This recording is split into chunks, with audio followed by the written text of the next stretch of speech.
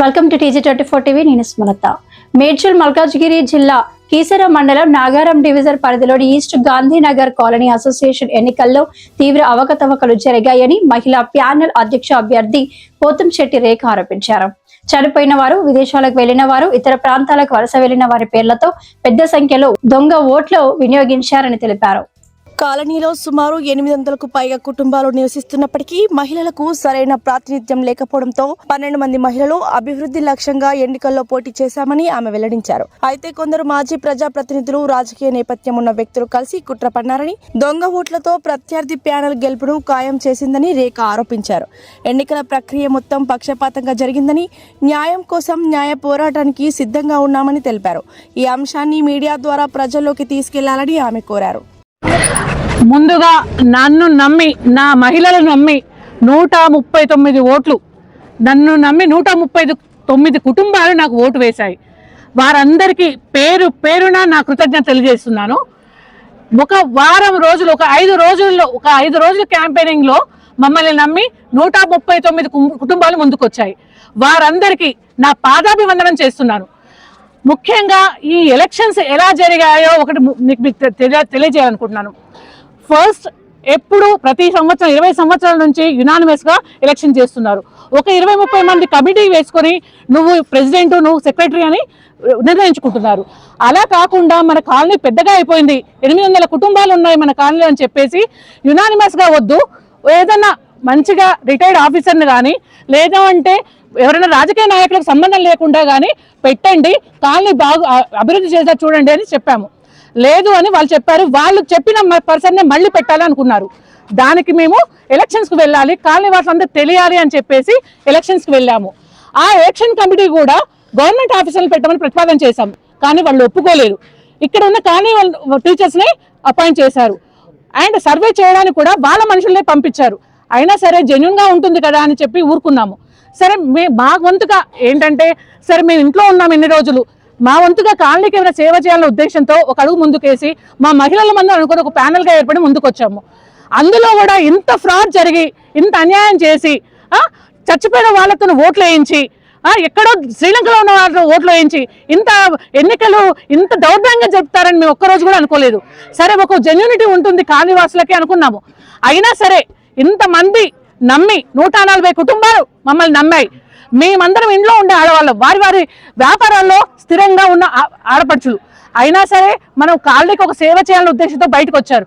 కానీ ఇక్కడ న్యాయం జరగట్లేదు. ఈ ఎలక్షన్లు మాత్రం నేను అస్సలు అంగీకరించట్లేదు. ఈ గెలుపుగా కూడా అంగీకరించట్లేదు. కూడా మాకు నేను కావాలంటే నేను ఏ దానికైనా నేను ఇదిగా ఉంటాను, మాట్లాడతాను అని కూడా అన్నారు. ఎందుకంటే ఆవిడ ఎలాంటి పర్సన్, ఒక సినీ నటుడు భార్య అంటే ఆవిడకి ఎన్ని ఉంటాయో మనకు తెలుసు. అయినా సరే ఒక మహిళలు నిలబడుతున్నారు అంటే ఆమె సపోర్ట్గా వచ్చారు. దానికి మేము చాలా కృతజ్ఞతలు తెలుస్తున్నాం. ఆమె ఎటు ఓటు వేసింది, ఎటు ఓటు వేయదు, ఎవరి వేస్తుంది తర్వాత సంగతి.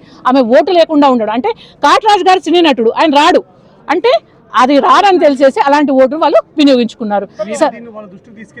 మేము తీసుకెళ్ళాము, అప్పటి నుంచి గొడవ చేసాము. ఆల్రెడీ 11:30 అయింది, ఆల్మోస్ట్ 70% పోలింగ్ కంప్లీట్ అయిపోయింది. దాని తర్వాత మేము ఏం చేయలేకపోయాము, గొడవ చేశాము.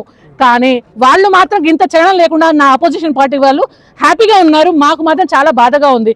మేము 5 రోజులు క్యాంపెయినింగ్ చేసినప్పుడు మహిళలు ఎలా స్పందించారో, నా కాలనీ వాసులు మా మీద ఎంత ప్రశంసలు కురిపించారో మాకు తెలుసు. అమ్మా మీరు మంచి పని చేశారు, మార్పు కోరుకుంటున్నాము, మేము మార్పు కోరుకుంటున్నామని మమ్మల్ని చాలా ప్రశంసించారు.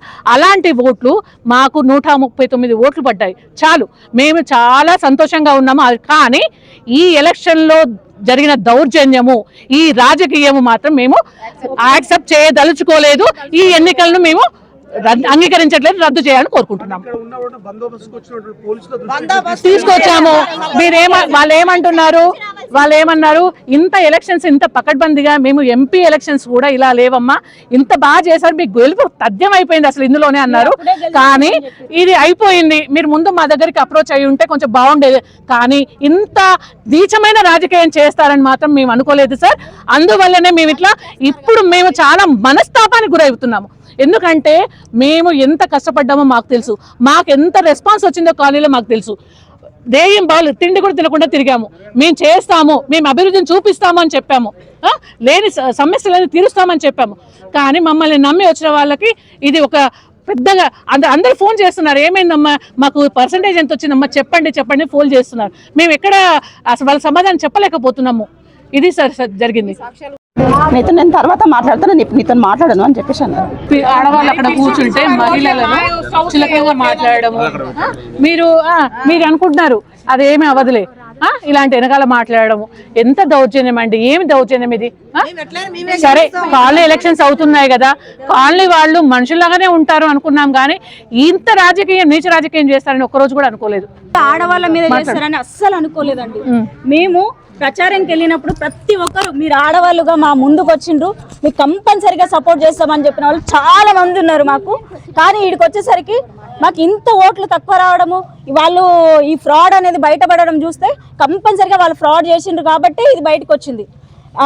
ఇప్పుడు ఆమె సినీ నటుడు వాళ్ళు బయటికి రాకపోతే అసలు మాకు తెలిసేదే కాదు, వీళ్ళు ఫ్రాడ్ చేస్తున్నారు అనేది కూడా మనకు తెలిసేది కాదు. 1, 2 అప్పటికి 3 అయిపోయినాయి, 4th వన్ వాళ్ళు వచ్చిండ్రు. అప్పటికి ఎన్నో అయిపోయినాయి. మాకు పరిచయం లేని మొహాలు మేము ఇంటింటికి తిరిగాము. ఇంటింటికి తిరిగితే వాళ్ళు ఎంత బాగా రిసీవ్ చేసుకున్నారు. మీరు ఆడవాళ్ళుగా బయటకు వచ్చిండ్రు, బాగా చేస్తామంటున్నారు, మీరు చాలా హ్యాపీగా ఉందని చెప్పిన వాళ్ళు మేము ఇట్లా తీసుకోలేకపోతున్నాము. వీళ్ళు ఇంత ఫ్రాడ్ అంటే మేము అసలు ఊహించుకోలేదు, ఇంత ఫ్రాడ్ జరుగుతుంది, ఆడవాళ్ళ మీద ఇంత ఫ్రాడ్ జరుగుతుంది అనేసి అస్సలు అనుకోలేదు.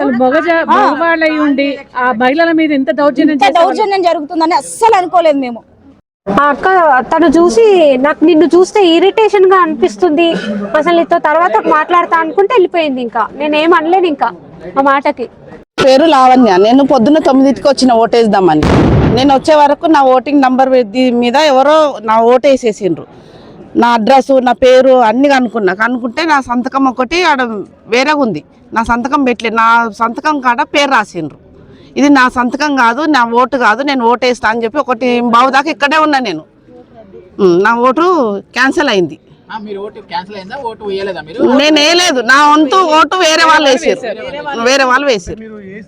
వెళ్ళినప్పుడు అడిగినప్పుడు ఎవరు కూడా స్పందించలేదా? నీ పేరు మీద వేసేసిర్రు ఓటు అని చెప్పి చూద్దామని ఆపిరు. 1:15 దాకా ఇక్కడే ఉన్నా నేను. అయిపోయినాక చూద్దామన్నారు, ఇక అయిపోయినాక ఎదిలేదు. ఇంకా ఒకటి కాట్రాజు గారు మీకు సినీ నాయకుడు, సినీ నటుడు మీకు తెలుసు. నిన్న మేము ఆయనను కలిసాము. అన్న మేము ఓటు మాకు కావాలి అని చెప్పాము. సరే అమ్మా మా ఆవిడని తీసుకొని వస్తానని చెప్పారు. ఆయన వచ్చారు. ఈరోజు వచ్చేసరికి వాళ్ళ మామయ్య రామచంద్రారెడ్డి మీద ఓటు పడింది. ఎలా? అది ఆయన చనిపోయి 5 years అయిపోయిందంట. చనిపోయిన మనిషి వచ్చి ఎలా ఓటు వేస్తాడు? ఇంకొకటి మేము కాల్ చేసినప్పుడు ఈ మెంబర్ శ్రీలంకలో ఉంటాడమ్మా, కష్టం అని చెప్పారు. ఆ నెంబర్ ఇవాళ ఓట్ అయ్యింది.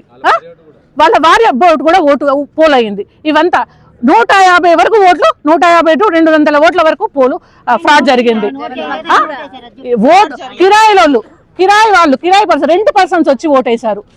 మేమేమో అక్కమ్మకి 2 ఇళ్ళు ఉన్నాయి, 3 ఇళ్ళు ఉన్నాయి అంటే లేదమ్మా ఒక ఓటే వచ్చి వేయండి అని మేము, ఎందుకంటే న్యాయంగా వెళ్దామని మేము అనుకున్నాం. కానీ ఇక్కడ న్యాయం పని చేయలేదు, అన్యాయమే గెలుస్తోంది. వాళ్ళు రాజకీయ నాయకులు రాజకీయమే చేశారు. మళ్ళీ కాలనీలో ఒక్క నిమిషం, నేను కాలనీలో ఎలక్షన్స్ కు వచ్చింది ఎందుకంటే కాలనీ మహిళలందరూ రాజకీయానికి అతీతంగా ఉండి అందరూ ఒకే తాటిపై నిలిచి ఏది ఉన్నా సరే అందరిని కలుపుకొని పోయి ఒక కాలనీని ఒక తాటిపై నిల్చోవాలన్న ఉద్దేశంతో నేను బయటకు వచ్చాను. అది మళ్ళీ ఇక్కడ రాజకీయమే గెలిచింది. వాళ్ళు రాజకీయ నాయకులు రాజకీయంలో ఫ్రాడ్ చేస్తారు, కానీ కాలనీలో కూడా ఫ్రాడ్ చేస్తారంటే నాకు అసలు ఈ గెలుపుగా అంగీకరించను. ఈ ఎలక్షన్ అంగీకరించను. నేను అసలు ఒప్పుకునే సమస్య లేదు. హాయ్ అండి, నేను మీ Satyasri. Please do subscribe TG24 TV.